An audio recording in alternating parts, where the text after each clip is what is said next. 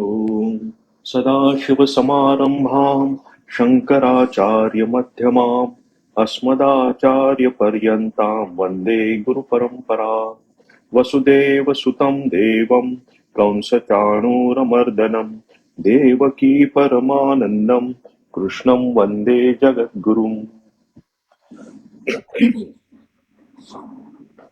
तर आपण हा गीतेचा 13वा अध्याय बघतो आहोत आणि आपण यामध्ये खरा भगवंतांना सांगायचा उद्देश आहे की हे क्षेत्र काय आहे आणि क्षेत्रज्ञ काय आहे.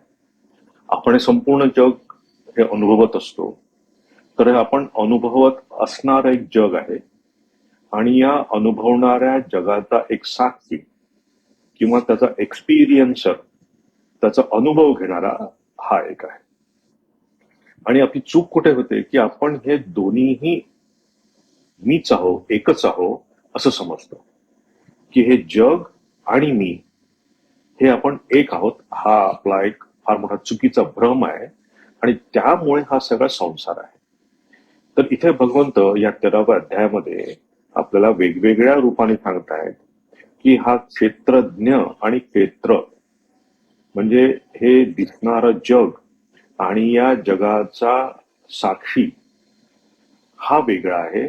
यासाठी म्हणून हा पूर्ण अध्याय आहे. जसं आपण सिनेमा बघायला जातो आणि सिनेमा बघताना सुरुवातीला तर आपण बघतो की नुसतंच तिथे छान एक पडदा आहे आणि आपण आनंदात असतो. आणि जसं त्या पडद्यावर वेगवेगळ्या प्रकारचं चित्रीकरण सुरू होतं, तिथे सगळ्या गोष्टी घडायला लागतात, आपण हळूहळू हळूहळू त्या सिनेमामध्ये आपण इन्व्हॉल्व्ह होऊन जातो आणि त्या सिनेमातलं सुख दुःख हे आपलं आपलं सुख दुःख वाटतं. तर भगवंताने इथे सांगायचं आहे की हे सगळी जी घटना घडते ही बाहेर आहे आणि या सगळ्या घटनेचा साक्षी जो आहे आत्मा, ब्रह्म किंवा ईश्वर, त्याला काहीही तुम्ही नाव द्या, ते खरं आपलं स्वरूप आहे. आणि जेव्हा आपण ते स्वरूप जाणतो, जेव्हा आपण आपलं क्षेत्रज्ञ स्वरूप जे आहे, की पराविद्या ज्याला आपण उपनिषद म्हणलेलं आहे, किंवा ब्रह्माचं ज्ञान, ईश्वराचं ज्ञान आपण म्हणतो, हे केव्हा आपल्याला जेव्हा आपल्याला हे जाणवेल, जेव्हा याचा आपला अनुभव येईल, तेव्हा हे जगत वेगळं होऊन जाईल.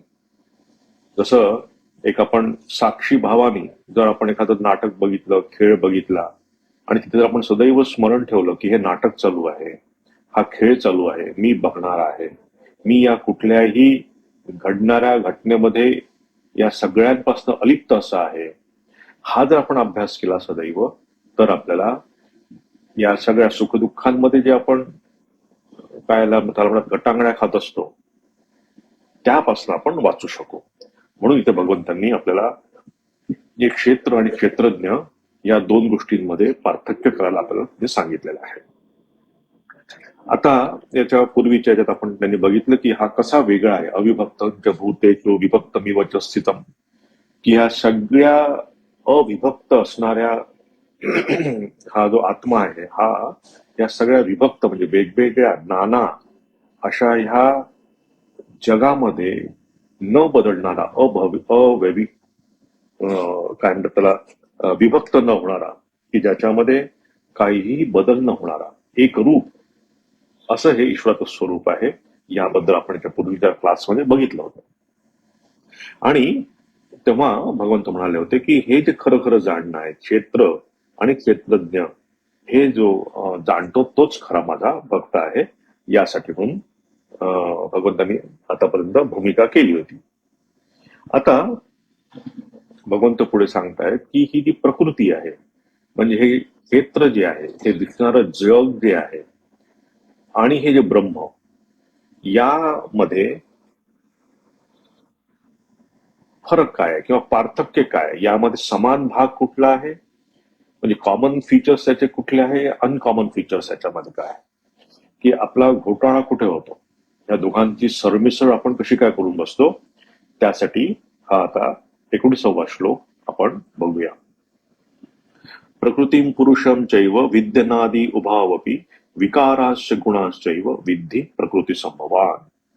आणि हे अर्जुना, प्रकृती अर्थात त्रिगुणमयी माझी माया आणि जीवात्मा अर्थात क्षेत्रज्ञ या दोघांनाही तू अनादि जाण आणि प्रीती द्वेषादी विकारांना तसेच त्रिगुणात्मक संपूर्ण पदार्थांनाही प्रकृतीपासूनच उत्पन्न झालेले समज. आता जसं मग मी तुम्हाला म्हटलं की आपला घोळ कुठे होतो की आपण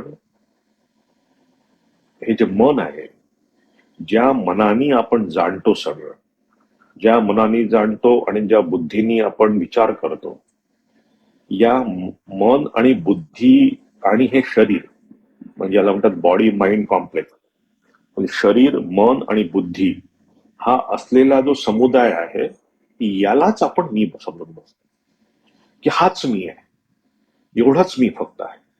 की माझं शरीर आहे, मला नाव आहे, मला रूप आहे, माझं शरीर, मला काहीतरी एक नाव आहे, हा, आणि त्यासोबत मला मन आहे, या मनाने मी विचार करतो, मनाने मी चांगलं वाईट ठरवतो, बुद्धीने मी चांगलं वाईट ठरवतो, आणि मी या प्रकारचं जीवन जगतो. हे जे हा जो संच आहे, हा जो समुदाय आहे, हा संघात, हे जे काय म्हणतात संपूर्ण संच आहे हा, यालाच आपण मी समजून बसतो की या व्यतिरिक्त काही दुसरी गोष्ट आहे, याचं भान आपल्याला नसतं. म्हणजे जेव्हा आपण व्यवहार करतो तेव्हा बघा ना, मला असं वाटतं, मी असा विचार केला, मी असं बोललो, तर हा मी जो आहे त्यालाच आपण समजतो की मीच सगळं हे आहे. याच्यापेक्षा अजून दुसरी, याच्यापेक्षा वरची कुठली सत्ता आहे? म्हणजे या मीला, मी बोलतो आहे, मी चालतो आहे, हा, मी असं करतो आहे, याचा पण अजून एक कोणी तिसरा माणूस बसलेला आहे आणि त्याला वॉच करतो आहे, हे आपण विसरतो. म्हणजे जेव्हा शरीरात मी माझा हात हलवतो आहे, मी बोलतो आहे, हे जसं मी बघतो आहे, माझं मन याचं साक्षी आहे. म्हणजे माझ्या समोर ज्या काही आता घटना घडत आहेत त्याचं साक्षी माझं मन आहे. पण या मनाला पण बघणारा कोणीतरी आहे, या मनाचा पण कोणी साक्षी आहे, हे आपण विसरतो. आणि हेच खरं अध्यात्माचं, काय म्हणतात त्याला, वेदांतामध्ये सांगितलेलं साधनेचं स्वरूप आहे. की तुम्ही हे जे सगळं करता हे शरीर मन बुद्धी घेऊन एवढंच सगळं जग नाही आहे, पण या शरीर मन बुद्धीला पण बघणारा अजून एक आहे, तो साक्षी आहे, जो कशामध्येच नाही आहे, या कुठल्याही गोष्टीत तो अडकलेला नाही आहे. जसं आपण मागच्या क्लासमध्ये द्वा सुपर्णा सयुजा सखाया समानम वृक्षम परिशश्वजात ज्या येते त्या उदाहरण बघितलं होतं की त्या झाडावर एक वरती पक्षी आहे आणि एक खाली पण पक्षी आहे. तो खालचा पक्षी चांगले कडू गोड सगळे फळ खातोय, पण त्याच्यावरती जो पक्षी बसलाय त्याला कडू आणि गोड फळांचा आस्वाद घ्यायचा पण नाहीये, आणि तो आस्वाद जरी त्यांनी घेतला तरी त्यांनी त्याचं मन विचलित होत नाही, आनंदित पण होत नाही आणि विचलित पण होत नाही. असा हे जे अविचल जे तत्व आहे, अविभक्त जे तत्व आहे, ते आहे ब्रह्मतत्व. आणि ही साधना, आपल्या वेदांताची साधना, भगवंत इथे तीच करायला सांगतायत की सदैव तुम्ही त्या क्षेत्रज्ञावर लक्ष ठेवा. नुसतं मन बुद्धी असलेला मी आहे हे समजू नका. या मन बुद्धीला आपण एक साक्षी आहे.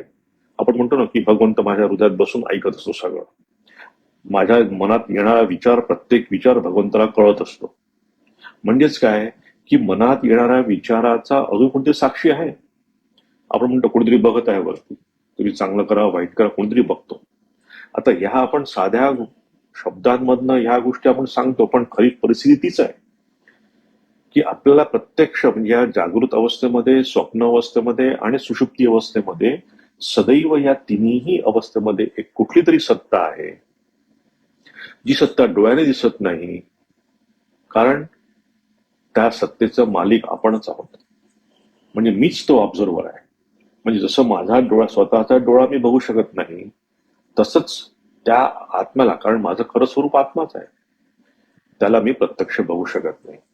तर इथे भगवंत आता आपल्याला सांगतायत की जी प्रकृती आहे, हा पुरुष आणि प्रकृती, ज्याला आपण त्याच्या पूर्वी म्हणतो 7व्या चॅप्टरमध्ये आपण भरपूर डिटेल बघितलं होतं की परा प्रकृती काय आहे, अपरा प्रकृती काय आहे, याबद्दल आपण चर्चा केली होती. तर इथे क्षेत्र आणि क्षेत्रज्ञ, परा आणि अपरा, या दोन्हीही तत्वांचं ते वर्णन भगवंत करतात. म्हणतात की प्रकृती आणि पुरुष हे दोन्हीही अनादि आहेत, विद्धी हे समज तू. की हे दोन्हीही अनादी आहेत. या दोघांमध्ये समान भाग काय आहे? म्हणजे याच्यापूर्वी आपण काय म्हटलं की पुरुष वेगळा आहे आणि प्रकृती वेगळी आहे. क्षेत्र वेगळं आहे आणि क्षेत्रज्ञ वेगळा आहे. हे आपण बघितलं होतं. पण या दोघांमध्ये कॉमन पार्ट काय आहे की दोन्हीही अनादी आहे, अनंत आहे. दोघी अनादी अनंत आहे म्हणजे काय आहे की याची सुरुवात केव्हापासून झाली हे आपण सांगू शकत नाही. म्हणजे ब्रह्माने केव्हा जन्म घेतला, प्रकृतीने केव्हा जन्म घेतला, हा प्रश्नच चुकीचा आहे. कारण आपण अस्तित्वात येण्यापूर्वी सगळं अस्तित्वात आहे. त्यामुळे हे आपण सांगू शकत नाही. ते म्हणतात की ब्रह्म आणि ही शक्ती, ब्रह्म आणि ही माया, ईश्वराची शक्ती, ह्या दोन्हीही ह्या अनादी आहेत. हे लक्षात घे म्हणतात. म्हणजे जसं आपण म्हणतो की ब्रह्म आणि माया किंवा प्रकृती या दोघांचं मिश्रण म्हणजे ईश्वर. त्यातनं हे प्रगट झालेलं आहे. जसं केवळ मातेकडनं मूल जन्मत नाही किंवा केवळ पिता मुलाला जन्म देऊ शकत नाही. मुलाला जन्म देण्यासाठी माता आणि पिता दोघांची आवश्यकता आहे. तशीच ही सृष्टी तयार करण्यासाठी ही ब्रह्म आणि शक्ती, ब्रह्म आणि त्याची मायाशक्ती किंवा पुरुष आणि प्रकृती या दोघांची पण आवश्यकता आहे. आणि ते दोघंही एक सोबतच असतात आणि ते अनादी काळापासून हे सोबत आहे असे ते भगवंत म्हणतात. तर हे म्हणतात की प्रकृती आणि पुरुष दोनच एव विद्धी, समजून घे की हे अनादी आहे. उभवपी, दोन्ही अनादी आहे. आणि यात आता हा एक कॉमन फीचर झाला याच्यामध्ये.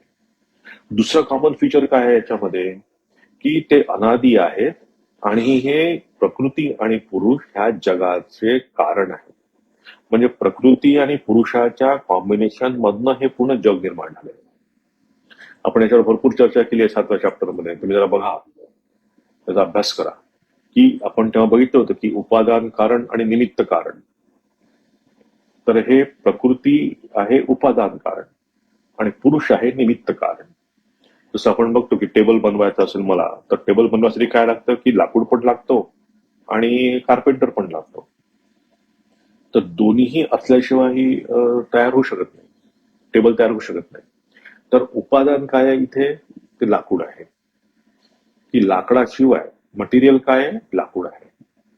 आणि तो कार्पेंटर कोण आहे, कार्पेंटर आहे निमित्त. कारण कार्पेंटर शिवाय तो टेबल बनवू शकत नाही. पण आता इथे कार्पेंटर तसा वेगळा आहे. तर आपण याच्यावर चर्चा केली आहे की इथे या प्रकृती आणि पुरुषामध्ये हा पुरुष जो आहे हा फक्त निमित्त कारण आहे. की तो करत काहीच नाही, तो कुठल्याच गोष्टीमध्ये भाग घेत नाही ब्रह्म. कारण ब्रह्माने जर कुठल्या ह्या सृष्टीमध्ये जर भाग घेतला तर तो एक कर्ता होऊन बसेल. कर्ता झाला की भोक्ता होईल. तर ब्रह्म हा कर्ता आणि भोक्ता नाही आहे, पण निमित्त मात्र आहे. निमित्त तो आहे म्हणून ती प्रकृती काम करते. जसं हा बल्ब आहे म्हणून या सगळ्या बल्बच्या याच्यामध्ये आपण सगळं काम करू शकतो. बल्ब ऍक्च्युली काम करत नाहीये, काम मी करतोय बल्बच्या खाली. तर निमित्त हे आवश्यक आहे. निमित्ताशिवाय हे कारण होऊ शकत नाही. म्हणून ते म्हणतात की दुसरं कारण काय याच्यामध्ये, की दुसरं समान भाग काय आहे याच्यामध्ये, की हे उपादान कारण आहे जगाचं. म्हणजे जगाच्या उत्पत्तीसाठी प्रकृतीची पण आवश्यकता आहे आणि ब्रह्माची पण आवश्यकता आहे. लक्षात आलं की ह्या दोन गोष्टी आवश्यक आहे.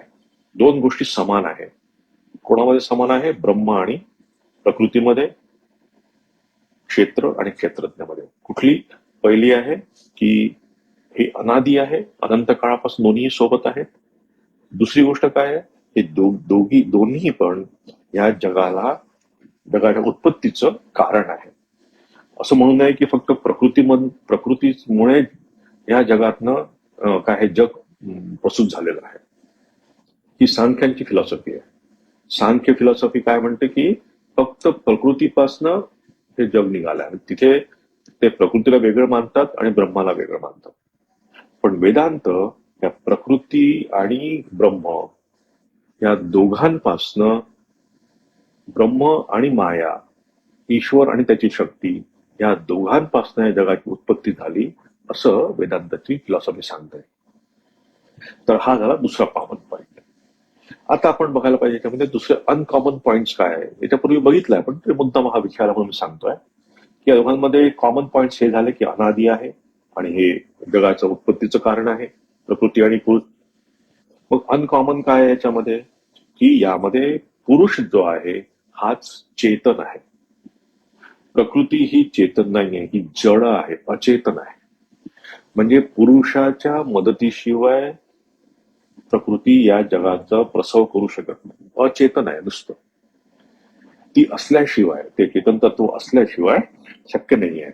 म्हणून आपण लक्षात ठेवायला पाहिजे की अनकॉमन फीचर काय आहे त्यातला, की हा पुरुष जो आहे, हे ब्रह्म जे आहे, आत्मा जे आहे, हे चेतन तत्व आहे, कॉन्शियसनेस, चैतन्य आहे त्याच्यामध्ये. आणि प्रकृतीमध्ये हे अचेतन आहे, जड आहे. दुसरं काय आहे अजून अनकॉमन पार्ट, की हे निर्विकार आहे ब्रह्म. याच्यामध्ये कुठल्याही प्रकारचा विकार होत नाही. प्रकृतीमध्ये विकार होतो. प्रकृतीमध्ये विकार काय होतो आपण बघतो, की एखादी गोष्ट तयार झाली की ती हळूहळू क्षय पावते. जसं आपलं शरीर तयार झालं, वाढलं आणि एका दिवशी जाणार ते क्षय पावणार आहे. हे प्रकृतीचे विकार आहेत सगळे. एखादी एनर्जी कुठे तयार झाली आणि दुसऱ्या एनर्जीमध्ये ती कन्व्हर्ट झाली. हा, तर हे सगळे आपण प्रकार बघतो. या प्रकृतीमध्ये हा सगळा विकार आहे. पण म्हणून ह्या प्रकृतीमध्ये विकार आहे म्हणून ब्रह्मामध्ये विकार आहे का? नाही. हे फार इम्पॉर्टंट तत्व आहे वेदांत लक्षात घ्या, की प्रकृती ही अचेतन आहे, जड आहे आणि ब्रह्म हे चेतन तत्व आहे. दुसरा फरक काय आहे, की ते निर्विकार आहे ब्रह्म. ब्रह्मामध्ये काहीही विकार नाहीये. कुठल्याही काळामध्ये या ब्रह्मामध्ये विकार होत नाही. हे दोन्हीही बियॉन्ड टाइम अँड स्पेस ब्रह्म. की जे काही परिवर्तन आपण जगामध्ये बघतो ते प्रकृतीमध्ये परिवर्तन होतं, पण ब्रह्मामध्ये परिवर्तन होत नाही. जे काही परिवर्तन होतं ते त्या सिनेमामध्ये परिवर्तन होतं. तो आता जो लहान होता मुलगा तो मोठा झाला, तो कोणाच्या प्रेमात पडला, मग त्यांचे भांडणं झाले, मग तो एक विलन आला, विलननी त्याला मारले. सगळं जे काही होतं आहे हे त्या चित्रामध्ये होत आहे, प्रकृतीमध्ये होत आहे. पण तो पडदा जो आहे तो स्थिर आहे. त्या पडद्यामध्ये काहीही फरक पडत नाही. तो हिरो लहान होता म्हणून पडदा लहान झाला आणि हिरो मोठा झाला म्हणून पडदा मोठा झाला, असं काहीच घडत नाही. पडदा हा स्थिर आहे, निर्विकार आहे. आणि तो निर्विकार आहे म्हणूनच आपण सिनेमा बघू शकतोय त्याच्यावर. ती रीळ फिरते त्या सिनेमावर, त्या पडद्यावर, म्हणून ते आपण बघू शकतोय. पण ती रीळ पण फिरत असेल आणि तो पडदा पण तुम्ही जर हलवला लागला तर काहीच बघू शकणार नाही तुम्ही. तसंच लक्षात ठेवलं पाहिजे की ब्रह्म किंवा हे चेतन तत्व, हे कॉन्शियसनेस, ईश्वर, त्याला काहीही नाव द्या, आत्मा, हे असं एक तत्व आहे या विश्वामध्ये. ऑल परवेडिंग, सर्वगत, सर्वव्यापी असं तत्व आहे, की ते तत्व आहे म्हणून हा सगळा खेळ या जगाचा चालू आहे. तो पडदा आहे म्हणून या पडद्यावर हे सगळा खेळ चालू आहे. तर हा दुसरा इथे अनकॉमन पॉइंट लक्षात ठेवायला पाहिजे, की ब्रह्म हे निर्विकार आहे आणि प्रकृती ही विकारी आहे. सगळ्या गोष्टी जे काही विकार होतात या प्रकृतीमध्ये होतात.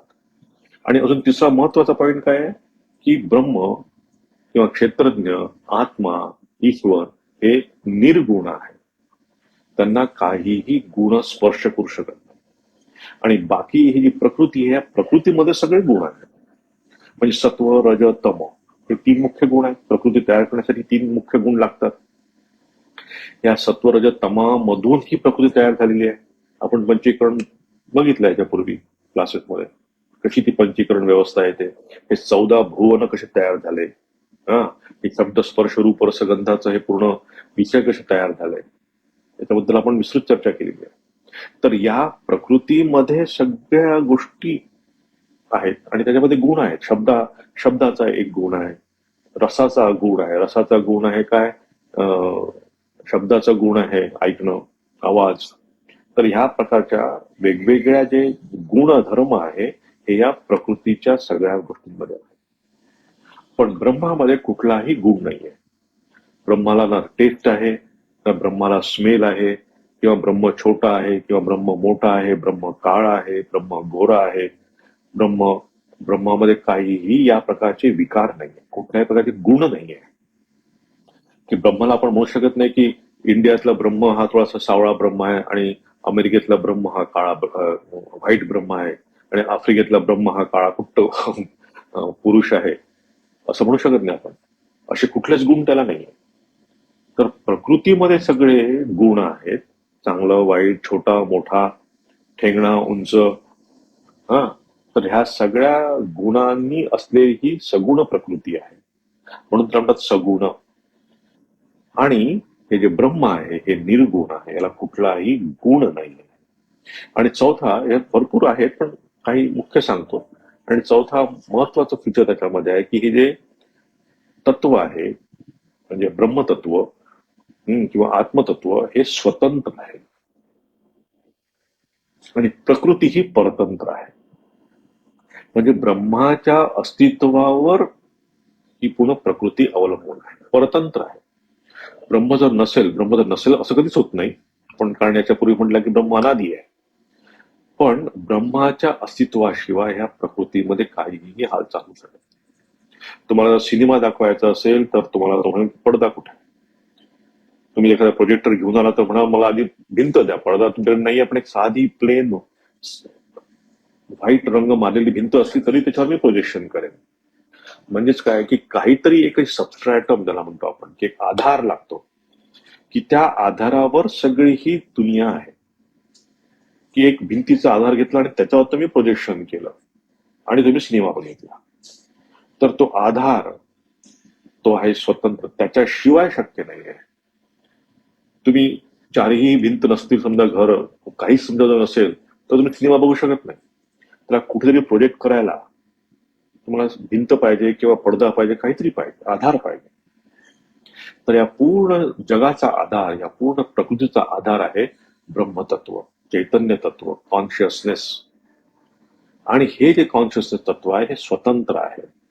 आणि परतंत्र काय, ही प्रकृती आहे. कारण हे ब्रह्मतत्व असल्याशिवाय प्रकृती काम करू शकत नाही. कारण त्याच्यामध्ये चेतन तो कुठून येईल, त्याच्यामध्ये ऊर्जा कुठून येईल. तर हे आपण बघा बघितलं की 2 अनकॉमन फीचर्स बघितले, कॉमन फीचर्स बघितले आणि हे 4 आपण अनकॉमन फीचर्स बघितले. कॉमन कुठले आहे की एक आहे ते अनादी आहे, हे दोन्ही तत्व, आणि हे जगाचं उत्पत्ती कारण आहे. हे दोन्ही कॉमन आहे दोघांमध्ये. आणि अनकॉमन काय आहे की पुरुष चेतन आहे आणि प्रकृती अचेतन आहे. पुरुष निर्विकार आहे आणि प्रकृती सविकार आहे. पुरुष निर्गुण आहे आणि प्रकृती सगुण आहे. आणि पुरुष हे स्वतंत्र सत्ता आहे आणि प्रकृतीची ही परतंत्र सत्ता आहे, अवलंबून असलेली सत्ता आहे. तर या प्रकारचं हे दोघांमध्ये फरक आहे. आणि जेव्हाही प्रकृती आणि पुरुष एकत्र येतात तेव्हा ही सृष्टी निर्माण होते. एकत्र येतात म्हणजे काय, इथे लक्षात घ्यायचं, पुरुष हा निर्गुण आहे, निराकार आहे, तो फक्त साक्षी आहे, त्याचं फक्त अस्तित्व आहे. पण बाकी हे जे सगळं आकाश, वायू, अग्नी, आप, तेज, सगळं हे जे पूर्ण तत्व तयार झालेले आहेत, हे स्थूल सूक्ष्म तत्व, मग त्यातनं स्थूल तत्व बाहेर आले आणि त्यातनं 14 भुवन उभं राहिलं, पुढे जग उभं राहिलं. हे सगळं आलं प्रकृतीमधनं. पण विदाऊट पुरुष ते पॉसिबल नाही. तर इथे भगवंत म्हणतायत की प्रकृती पुरुषम चैव विज्ञानादी उभावधी विकाराश्च गुणाश्चैव विद्धी प्रकृती संभवान. आणि यामध्ये हे जे विकार आहेत, आता विकार कुठले आहेत, सगळ्याच प्रकारचे बाहेरचे आपलं जसं आपण बघतो गुण बघितले, तसंच प्रीती, द्वेष हे पण सगळं विकार आहेत. कारण त्रिगुणात्मक सगळे विकार प्रकृती आहे पूर्ण. आणि ही त्रिगुणात्मक प्रकृती म्हणजे चांगलं, वाईट, प्रीती, द्वेष, राग, द्वेष, या सगळ्या गोष्टीचे विकार आहेत. म्हणजे बाह्य विकार म्हणा किंवा अंतर्विकार म्हणा, म्हणजे माझ्या मनामधले असलेले विकार म्हणा. कारण मन पण शेवटी प्रकृतीमध्येच मोडतं, ते पण जडच आहे, ते पण सगुणच आहे. आज माझं मन चांगलं आहे, उद्या माझं मन आनंदित होतं होईल. तर ह्या सगळ्या गोष्टी ज्या आहेत, ह्या सगळे जे विकार आहेत हे सगळे प्रकृतीमध्ये आहे. तरी ते भगवंत सांगायला प्रयत्न करत आहेत की ही बाह्य प्रकृती किंवा तुमची अंतर प्रकृती, ह्या दोन्हीही गोष्टी या जगामध्ये मोडतात, या प्रकृतीमध्ये मोडतात. आपलं मन, बुद्धी हे काही ब्रह्म नाही आहे. आपण सदैव ते समजतो की माझं मन जसं सांगतं तसं मी करतो, माझ्या मनात असं आलं, माझ्या मनात तसं आलं. पण इथे सांगायचा प्रयत्न करतात की ते पण हे प्रकृतीमध्येच मोडतं. त्याचं पण अस्तित्व आहे, परतंत्र अस्तित्व आहे मनाचं पण अस्तित्व. मनाचं पण अस्तित्व ह्या ब्रह्मावर अवलंबून आहे. जेव्हा हे चेतन तत्व शरीरात निघून जातं तेव्हा कितीही तुम्ही विद्वान असू द्या, पंडित असू द्या, काही फायदा नाही. तुम्हाला सगळे वेद पाठ असतील, पण हे चेतन तत्व जेव्हा शरीरात निघून जातं तेव्हा या वेदांना काही अर्थ राहत नाही. तर या चेतन तत्वामुळे ही पूर्ण प्रकृती काम करते आहे. इथेच भगवंत आपल्याला ते सांगतायत. पुढचा श्लोक बघू आपण. कार्यकारण कर्तृत्वे हेतू प्रकृतीरुच्यते पुरुष सुख दुःखाना भोक्तृत्वे हेतुरुच्यते. कारण कार्य व करण यांच्या उत्पत्तीचे कारण प्रकृती म्हटली जाते आणि जीवात्मा सुखदुःखाच्या भोगतेपणाचा अर्थात त्यांना भोगण्याला कारण म्हटला जातो. आता इथे भगवंत म्हणतायत की हे कार्य करणं, कार्य म्हणजे काय? बॉडी. इथे हे समजायला पाहिजे की हे शरीर जे आहे हे आहे कार्य. आणि हे उत्पन्न झालंय म्हणून त्याला कार्य म्हणतो आपण. म्हणजे मी लाकडातनं टेबल तयार केला, मग टेबल काय झालं? कार्य झालं. आणि लाकूड काय झालं? कारण झालं. म्हणजे कारणापासनं कार्य उत्पन्न होतं. तर कार्य काय आहे? हे आपलं शरीर आहे. मग हे शरीर कसं उत्पन्न झालं? या प्रकृतीतून उत्पन्न झालं. आपण आताच बघितलं की सगळ्या ह्या जगाचं कारण काय आहे? प्रकृती आहे. आणि हे कार्यामधनं आणि त्या कार्याचं करण काय आहे? म्हणजे त्याचं उत्पत्तीचं कारण काय आहे? सूक्ष्म शरीर आपलं. म्हणजे आपल्यामध्ये कारण शरीर आहे, सूक्ष्म शरीर आहे आणि स्थूल शरीर आहे. कारण शरीर म्हणजे काय? प्रकृती. या प्रकृतीनं काय झालं? कार्य निर्माण झालं, हे शरीर निर्माण झालं, म्हणजे सूक्ष्म शरीर. कारण सूक्ष्म शरीरामुळे आपल्याला हे स्थूल शरीर मिळतं. त्या सूक्ष्म शरीरात असलेल्या वासना, त्या सूक्ष्म शरीरात असलेलं सगळं सुख दुःख काय, प्रारब्ध काय, सगळ्या गोष्टींच्या वर निर्भर करतं आपल्याला कुठलं शरीर मिळावं. तर इथे म्हणतात की हे कार्य करुण कर्तृत्वे, की कार्य व करण. आता करण काय आहे? हे आकाश, वायू, अग्नी, जल, पृथ्वी, शब्द, स्पर्श, रूप, रसगंध, हे सगळं कार्य आहे. मी मग म्हटलं तुम्हाला की हे पूर्ण कार्यामध्ये पडतं. पुन्हा हे प्रकृतीचं कार्य आहे. ब्रह्म त्यात कुठेच नाही आहे. ब्रह्म फक्त साक्षी आहे. ब्रह्म फक्त चेतन तत्व, तिथं अस्तित्व फक्त आहे. पण या प्रकृतीमध्ये सगळं आहे. आणि त्यासोबतच मग पुढे काय आहे? कार्य आहे. बुद्धी, अहंकार, मन, श्रोत्र, त्वचा, रसना, नेत्र, घाण, हे आपलं कर्मेंद्रिय, वाक, हस्त, पाद, उपस्थ, गुदा, हे सगळं जे काही आपण बघतो हे सगळं करण आहे. म्हणजे हे कार्य आहे सगळं. शरीरापासून शरीर, मन, तिथे सांगायचा मुख्य मुद्दा हे आहे की ज्याला आपण मनाला आपण समजतो, हे मन पण कार्य आहे. म्हणजे या कार्याचा कोणीतरी कारण आहे. आणि ते अल्टिमेटली तुम्ही जर बघाल तर ते प्रकृती किंवा ब्रह्मापर्यंत पोहोचू शकतो आपण, मागे मागे जात जर गेलं तर. कारण स्थूल शरीराचं कारण काय आहे? सूक्ष्म शरीर. आणि सूक्ष्म शरीराचं कारण काय? ही प्रकृती. आणि प्रकृतीचं कारण काय आहे? ब्रह्म. शेवटी तुम्ही मागे मागे जाताना पोहोचला कुठे? ब्रह्मापर्यंत. तर इथे भगवंत म्हणतात की हे कार्य करण कर्तृत्वे हेतू प्रकृतीच्यते, की या सगळ्या कार्य करण्याचा हेतू काय आहे? ही प्रकृती आहे. आणि मग या सगळ्याच्या मध्ये आपण बघितलं की शरीर, मन, बुद्धी जर सगळं कार्य आहे तर हा पुरुष कुठे आहे? हा कुठे लपलेला आहे? ते म्हणतात सुखदुःखानाम हेतू. हा पुरुष जो आहे हा एक्सपिरियन्सर, ऍज ए एक्सपिरियन्सर, भोगता. हा या सगळ्यांचा सुख दुःख या सगळ्या भोगाचा साक्षी जो आपल्यामध्ये आहे तो आहे पुरुष. म्हणजे बघा, तुम्हाला जेव्हा सुख होतं, खूप आनंद होतो, तेव्हा तुम्ही काय म्हणतात की मला आनंद झाला. म्हणजे तिथे बघा, त्या तिथे तुम्ही बोलताय त्या साक्षी रूपानेच बघा, आपण त्यावर लक्ष देत नाही. माझ्या हाताला लागलं म्हणजे हा हात वेगळा आहे, मी वेगळा आहे. माझ्या हाताला लागलं याचा मी अनुभव करतोय.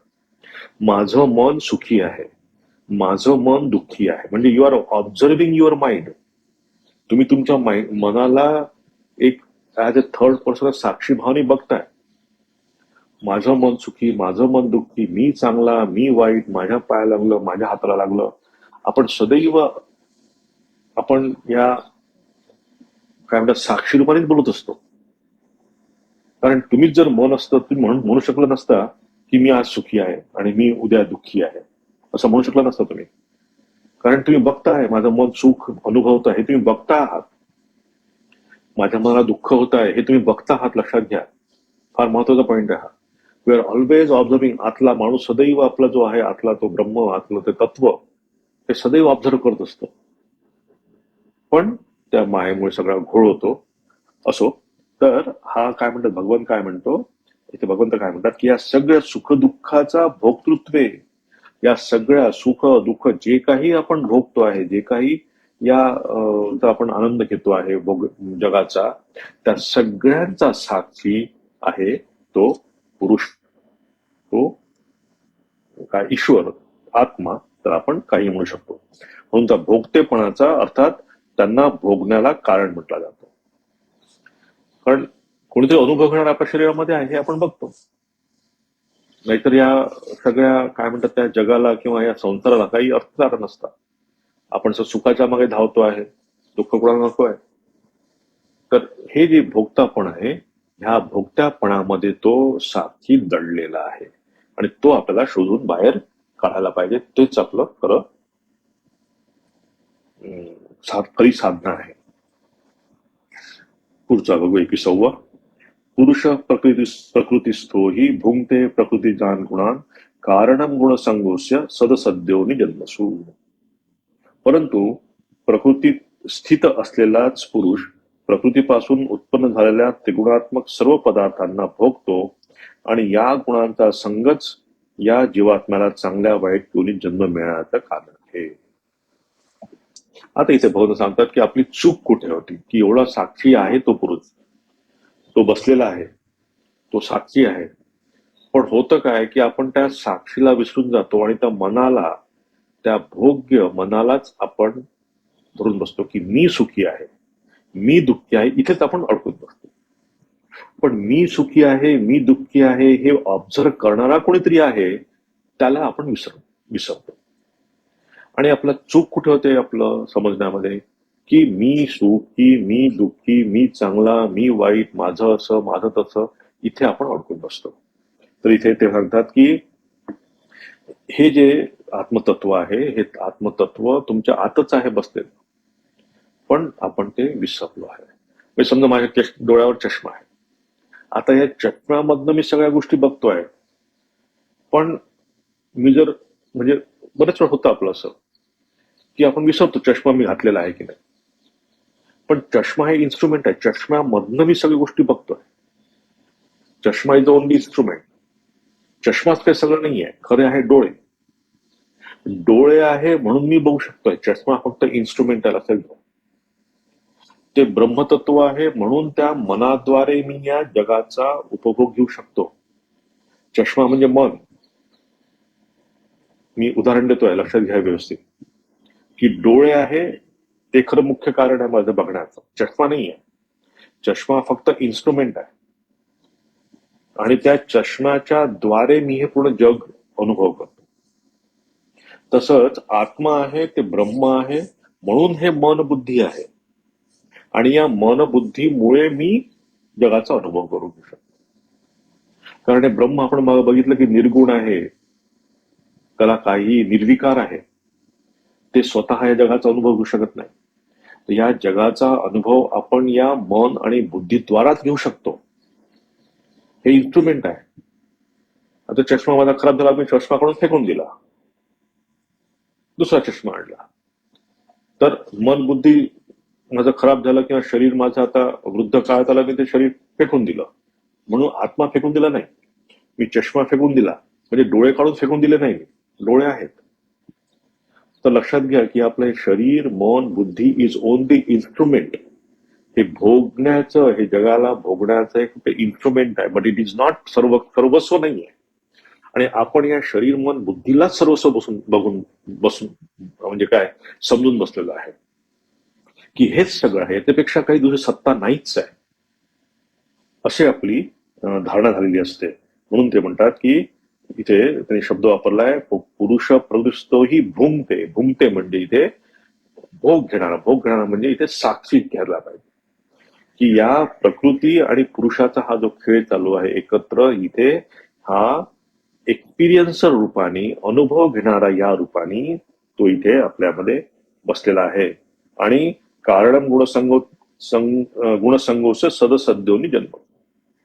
आणि प्रॉब्लेम काय होतो की आपणच या शरीर मनाला मी समजल्यामुळे काय होतं, मग त्याप्रमाणे आपला जन्म मिळतो. मी पुण्यवान, माझा जन्म चांगला घरी. मी पापी, माझा जन्म काही वेगळा पापी पाप योनीत माझा जन्म होईल.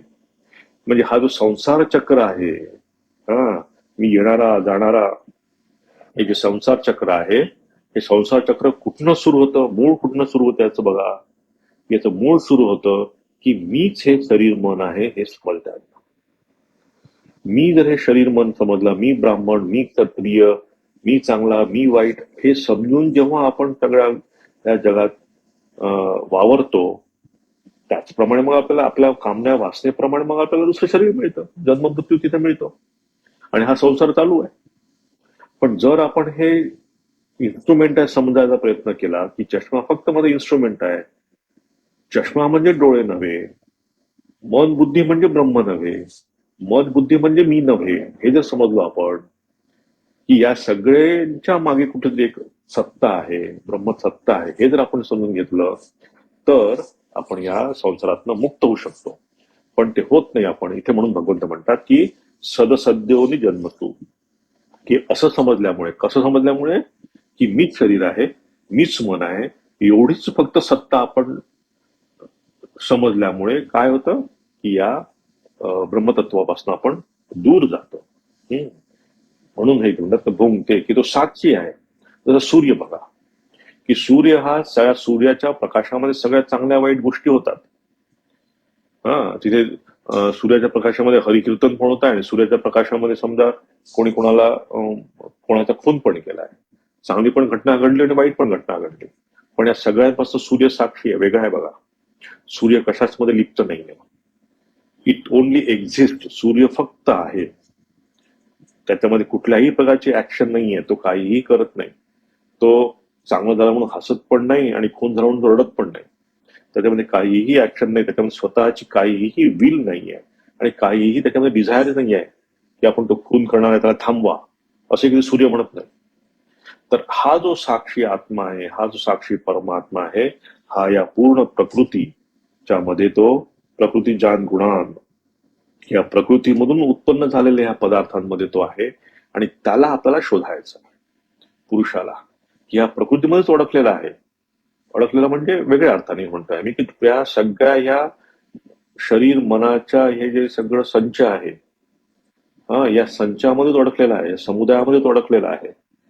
त्याला आपल्याला वेगळं करायचं आहे आणि तो वेगळं केव्हा जर आपण करू शकलो तर काय होईल, आपण या जन्मापासून यातनं नेहमीसाठी आपण सुटून जाऊ शकतो. हा जन्म मरणाचा जो फेरा आहे यातनं आपण बाहेर पडू शकू, हे तिथे भगवंतांना सांगायचं आहे. पुढे पुन्हा सब्जेक्ट हाच कंटिन्यू होईल, तो आपण पुढच्या क्लासमध्ये पाहू. ओम शांती शांती शांती. हरि ओम तत्सत. श्रीरामकृष्णार्पणमस्तु.